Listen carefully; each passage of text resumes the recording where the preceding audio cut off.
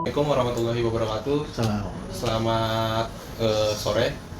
Kami dari kelompok 4 mata kuliah Nasionalisme, Politik Identitas, dan Multikulturalisme bersama Pak Haji Norman Yulian dan teman saya Cipta Damai Recudu. Ada juga dua teman di belakang kamera, Satria Anindya dan Fatia Maila. Kami di sini ingin mewawancarai Pak Haji Norman Yulian sebagai Ketua DPP PPDI, ya Pak. Sebelumnya nih kami punya beberapa rumusan masalah di sini. Kita itu pengen mencari tahu terkait kendala dan tantangan. Yang pertama adalah mewujudkan situasi yang inklusif ya, tanpa memandang latar belakang. Nah, Bapak sebagai Ketua Umum PPDI itu melihat situasi di segala level masyarakat kita, baik itu masyarakat, pemerintah, dan lain sebagainya, dalam melihat penyandang disabilitas itu sekarang seperti apa? Ya, jadi penyandang disabilitas itu hari ini memang sudah memiliki undang-undang ya, Undang-Undang Nomor 8 2016 tentang penyandang disabilitas. Dan sebelum Undang-Undang Nomor 8 itu juga sudah pernah ada Undang-Undang Nomor 4 tahun 97. Nah, yang berbeda dari undang-undang sebelumnya itu adalah konsep penanganan disabilitasnya. Waktu Undang-Undang Nomor 4 tahun 97 itu masih menggunakan konsep charity. Dan yang disabilitas itu harus dikasihani, belas kasihan lah gitu ya. Berubah ke sini Undang-Undang Nomor 8 2016 tidak lagi memandang disabilitas itu sebagai kaum yang charity. Berubah cara pandangnya, dan perubahan itu tentu juga berubah pada tatanan regulasi kebijakan ya, ataupun hal-hal yang berkaitan dengan penanganan disabilitas secara utuh. Nah, itu penanganan itu muncullah konsep inklusi. Konsep inklusi itu sebenarnya kan no one left behind, tidak boleh ada satupun yang ditinggalkan, tidak boleh satupun yang tertinggal, karena kita menganut sistem persamaan, bahwa hak asasi manusia itu semuanya sama.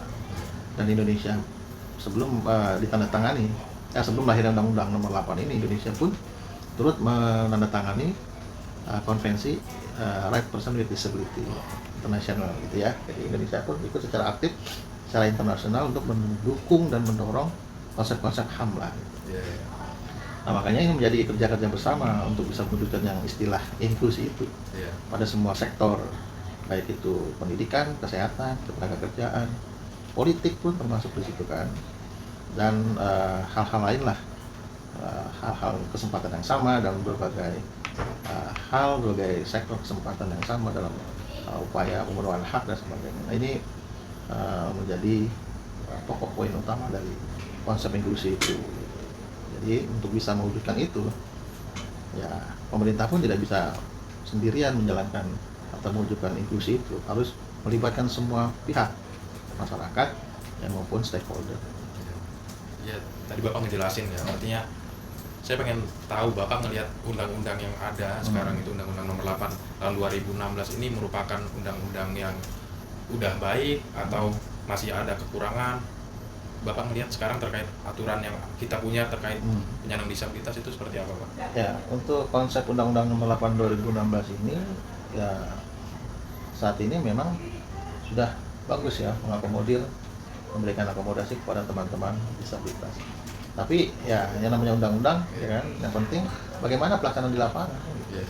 Kalau undang-undang itu kan aturan, dan itu bisa dirasakan itu setelah kita semua mengimplementasikan itu, baik pihak pemerintah maupun masyarakat.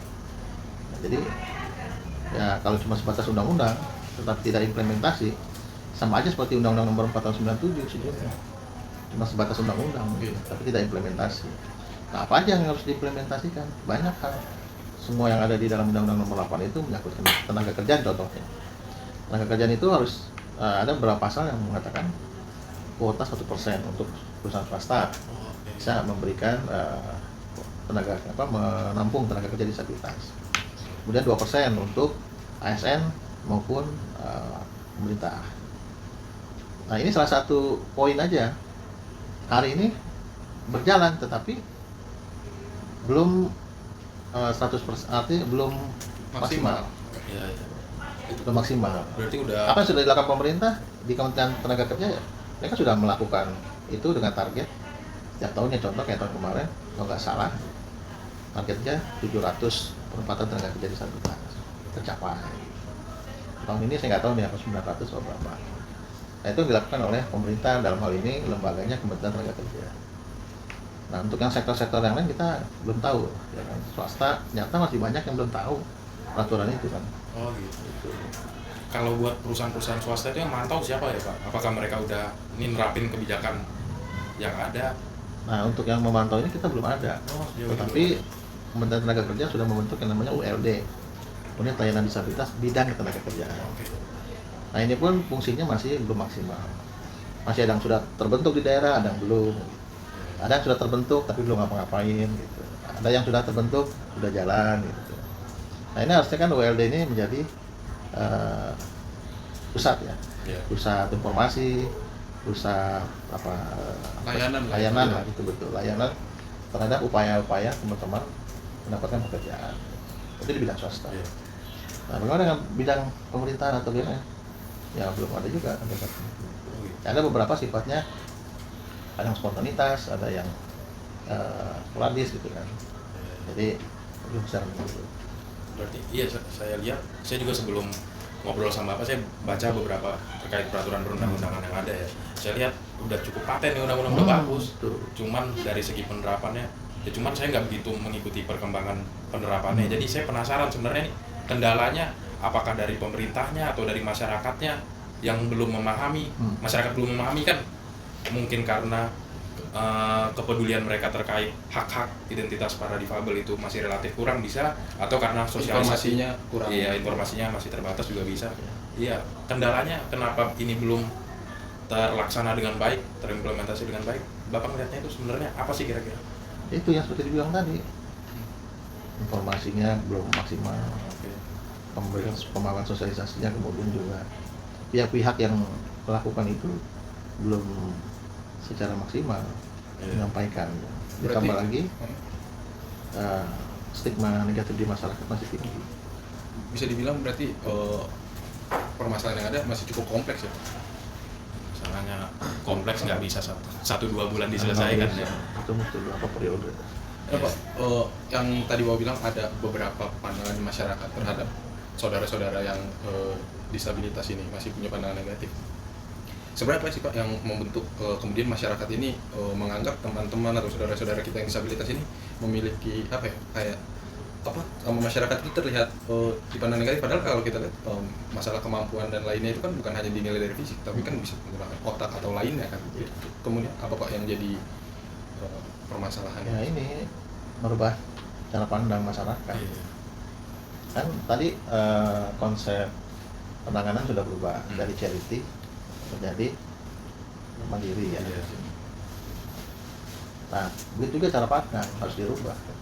Selama ini kan mungkin cara pandang masyarakat terhadap disabilitas itu adalah orang yang tidak mampu beraktivitas, kadang tidak punya kemampuan dan sebagainya gitu. Cara pandang mereka, sehingga semuanya dipukul rata. Dan itu kita tidak menyalahkan mereka, karena mereka semua berdasarkan fakta. Mungkin saja di daerah mereka, di masyarakat itu ada seorang penyandang disabilitas yang sama keluarganya juga masih diumpetin misalnya, disembunyikan dengan alasan nanti kamu menjadi bahan olok-olokan, bahan ejekan, jangan nak nanti kamu. Nah kadang-kadang cara penglihatan itu menjadi sebuah kesimpulan, padahal kan tidak semuanya begitu. Dia orang bilang, wah terus jangan saja di rumah mulu, nggak sekolah, nggak kuliah, ya udahlah repot lah kita kalau mau ngerekut kerja mereka kan gitu kan. Iya. Itu kan. Karena Itu problemnya di daerah ya, pedesaan. Kan kita bicara pedesaan ya. Iya. Daerah. Bahkan di kota-kota di daerah pun itu masih terjadi. Masih banyak yang Masih. Ya mungkin orang tua sayang ya, tapi kan salah iya. membatasi ruang gerak mereka. Itu nggak boleh. Sampai sekarang Bapak masih sering nemuin tuh dapat kabar-kabar kan? Banyak. Malah bahkan ada salah satu ketua PPD di Sulawesi Selatan, Lutfi. Itu untuk mendekati penyandang disabilitas yang ada di sebuah keluarga. Iya. Sampai diacunin golok apa kan? lari dia kan, mau ngapain dong sini kan? Karena dia berpikirnya keluarga, lo mau ngapain anak gue mau dimanfaatin Iya. kan gitu kan? Kasar, padahal kan datang silaturahmi dari organisasi, masih diacungin parang. Nggak welcome ya. Permasalahan yang terjadi di lapangan benar-benar serius ya Pak? Iya. Di pemerintah udah berbuat banyak sebenarnya. Termasuk saya aja mengalami ketika saya bersentuhan, maksudnya membuka komunikasi dengan sesama disabilitas. Yang misalnya saya ketemu di suatu tempat, saya tegur, itu perilaku gimmicknya itu merasa terganggu. Didatangnya sama disabilitas juga. Iya. Misalnya kan pengen kenalan, Oh iya. tinggal di mana bang, gitu kan. Terus hari-harinya bagaimana, apa aktivitasnya. Mereka menghindar gitu. Itu mungkin bisa dibilang berawal dari keluarga tadi ya? Mungkin dibiasakan dari keluarga dengan yang Bapak yang tadi bilang gitu. Warga pergaulan juga. Pergaulan. Sampai orang itu marah ke saya gitu. Dulu ya. Tuh maaf ya Pak, saya lagi kerja gitu. Kalau gitu kan dia penjaga warnet kan. Iya, iya. Saya deketin, saya ajak ngobrol. Tuh maaf ya Pak, saya lagi kerja. Nah, jaga warnet kan cuma duduk doang. Masih bisa interaksi aja Pak kalau itu. Kata dia, siapa sih nih orang gitu. Itu yang terjadi. Iya. Ya, sebenarnya bisa menjadi sebuah gerakan gitu. Kalau misalnya kepala negara yang menyampaikan dalam sebuah pidato kayak atau apa, Iya. sampaikan dipublish, tolong pengusaha swasta, BUMN dan sebagainya, terima 1% buat disabilitas, terima 2%. Oh, udah, wah presiden udah ngomong gini nih. Mereka kan lebih Tapi kan presiden nggak pernah ngomong gitu. Iya betul. Malah masuk di program Asta Cita itu yang poin 4. Iya. Itu pun tidak terlalu jelas. Bukan prioritas utama ya. Dan bahasanya nggak jelas. Iya. Pelibatan bermakna. Samar-samar ya. Iya, pelibatan bermakna penyandang disabilitas, perempuan dan lansia. masih abu-abu lah ya Pak. Iya, pelibatan bermakna kan. Iya. Ya, tapi saya sepakat sih sama kata Bapak tadi, harusnya kepala-kepala daerah itu. Iya, saya kan sebenarnya di Jakarta ini kuliah aja Pak. Saya lahir besar di daerah di Kabupaten Kutai Timur ya Pak. Oh, betul. Iya. Kalau saya compare sama di Jakarta nih, program-program Pemprov terkait penyandang disabilitas tuh benar-benar di sana bukan jauh lagi, di sana nggak kelihatan Pak. Ah. Iya, di sini saya Iya, lihat iya. minggu lalu ada job fair, terus ada upskilling ya, Iya. Pemprov DKI. Saya lihat di Snaker Ketenagakerjaan dari DKI ngadain, jadi luar biasa. Itu daerah begitu. Kemudian saya penasaran terkait penerapan undang-undang di berbagai sektor, mulai dari pendidikan, tadi Bapak udah singgung juga terkait di bidang pekerjaan, fasilitas kesehatan, dan pendidikan, dan lain sebagainya. Iya, Bapak punya data-data atau informasi-informasi terkait sejauh mana sih sekarang? Ya, tentu kan secara umum Undang-Undang Nomor 8 ini sudah terbit. Dan turunan ke bawahnya pun sudah ada permennya, peraturan menteri, peraturan menteri sosial, menteri tenaga kerja, menteri kesehatan, semua ada di Google, tinggal dicari ya. Iya. Terus ada lagi turunan ke bawahnya. Di daerah itu namanya perda, peraturan daerah. Turunan perdanya ada lagi perda-perda di kabupaten kota. Juga ada yang sudah membentuk perwal, peraturan wali kota, ada lagi perbu, peraturan bupati. Semua sebenarnya sistem itu, regulasi itu sudah ada terbit, ya kan? Cuma ya itu implementasinya masih Kembali lemah. lagi ke situ lagi ya. Pelaksanaan yang kurang Pelaksanaan, masih ya. belum maksimal tadi ya Pak. Saya terakhir ketemu Pak Jokowi sebelum masa jabatan dia, Oh, diterima beliau, itu fotonya itu. oh iya saya nonton berita waktu itu. Ada kan ya? Iya. Berapa kali kami lihat Saya menyampaikan ke beliau, tolong Pak, di pemerintahan yang baru Pak Prabowo kencengin implementasinya Pak. Zaman Bapak udah bagus, nah zaman Prabowo harusnya lebih bagus lagi. Ya, sejauh ini Bapak ngerasa ada perbedaan nggak di era presiden sebelumnya sama sekarang? Atau belum bisa nilai? Masih belum bisa. Belum menilai. bisa, ya. Tapi kalau dari sisi apa namanya, keberpihakan ya, Iya. masih bagus zaman Jokowi. Oh, oke. Ya dengan salah satu contohnya tadi terbit undang-undang itu ya Pak, Yang peran disabilitas itu lebih. dilibatkan. Contoh ada staf khusus disabilitas di istana. Oh, Sekarang nggak ada, dihilangkan itu Pak. nggak ada apa belum kali nggak ngerti Ya lah. mudahan belum ya Pak. Ya kan? Berharapnya sih belum. Pelibatan itu. Jadi, tapi sisi lain lagi ada salah satu menteri juga yang sudah merekrut disabilitas sebagai staf khusus juga Oh, di Kementerian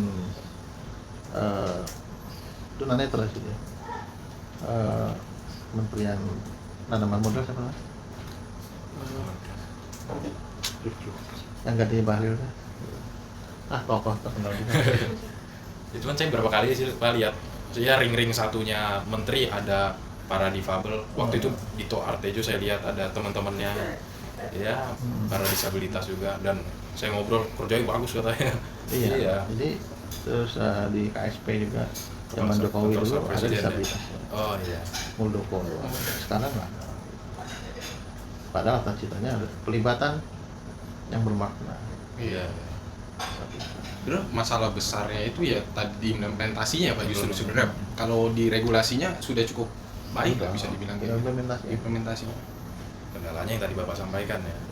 Iya. Ya persoalan disabilitas itu kan pertama tidak hanya dari sisi penyandang disabilitas itu sendiri kan, terus juga ada sisi lainnya seperti organisasi juga harus diperhatikan juga. Iya. Organisasi disabilitas yang sebagai tempat menaungi teman-teman. Iya. Wadahnya teman-teman untuk beraspirasi lah Pak ya. Juga masih kurang maksimal penanganannya. Iya. Contoh misalnya meminta anggaran organisasi aja nggak ada gitu. Belum pernah sama Teman-teman ya ada yang udah dapat daerah tertentu, Di ada yang daerah. enggak. Oh, Jadi nggak gitu. rata gitu. Yang udah dapat ya tentu kepala daerahnya cara berpikirnya udah maju. Iya. Yang enggak yang masih kolot-kolot lah gitu. Kalau presentasi kira-kira berapa Pak itu? Lebih banyak yang kepala daerah yang mau mengiyakan nih proposal kayak bantuan buat organisasi daerah. Yang lebih banyak yang belum. Lebih banyak yang belum sampai sekarang. Makanya tadi di awal Bapak sama bilang pembangunan yang inklusif, mungkin belum inklusif banget sih saat Iya, ini. sampai kepala daerah pun. Kepala daerah masih banyak yang Iya, cuek lah ya Pak ya. Pembangunan inklusif itu kan sebuah Menyeluruh. kata yang luas. Iya, makanya tadi saya bilang di awal bukan cuma Inklusif masyarakat. di bidang Iya. apa gitu. Oh iya. Semuanya, pendidikannya, kesehatannya, tenaga kerjanya, apa semua. Ya kan? Jadi sebenarnya tadi ngobrol, ya saya dapat sedikit kesimpulan sebenarnya ini aturan udah bagus, cuman masalah utamanya yaitu Implementasi. sebagai banyak masalah di bidang-bidang lain lagi implementasinya ya. Iya. Ada lagi mana bentarnya? Mungkin udah itu Udah cukup ya. Sangat Iya, jawab Pak. sih Pak tadi Udah cukup cukup. terkait Iya. ya. Satu lagi, Hah? ya peran mahasiswa juga perlu. Oh iya, seperti ini Pak. Iya. Iya. Sangat. Iya. Sebagai calon-calon ini generasi kan.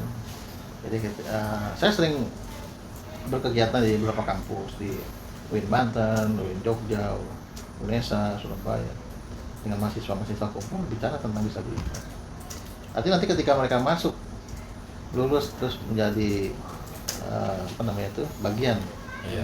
dalam proses pembangunan, entah bekerja di mana, menghadapi disabilitas sudah tahu. Iya. Nggak kebingungan. Iya, tapi saya setuju banget masalah terbesar memang di implementasi di kampus kami sendiri pun Iya. sebenarnya Nggak akses. iya Ini kan saya baru ngalamin cedera, baru pas gips ini Pak, hampir sebulan pasang Nah gips. itu kesempatan untuk kalian mulai menggaungkan. Iya. Tapi sekarang kampus saya gedung kita lagi di online kan karena lagi renovasi, isunya Iya, sih Pak. membangun lift Pak. Membangun lift gunanya Iya, sekarang teman-teman yang disabilitas itu ada kelas-kelas di lantai 4 jadi saya nggak bisa ikut hadir di perkuliahan. Bahkan sampai di Jakarta aja masih kayak gitu Pak. Ya dari kampus dulu lah. Betul. Ya harus pelan-pelan lah Pak. Taruhlah kampusnya, yang penting kelasnya. Iya, benar. Aksesnya ke kelas dulu. Iya. Mungkin itu aja Pak.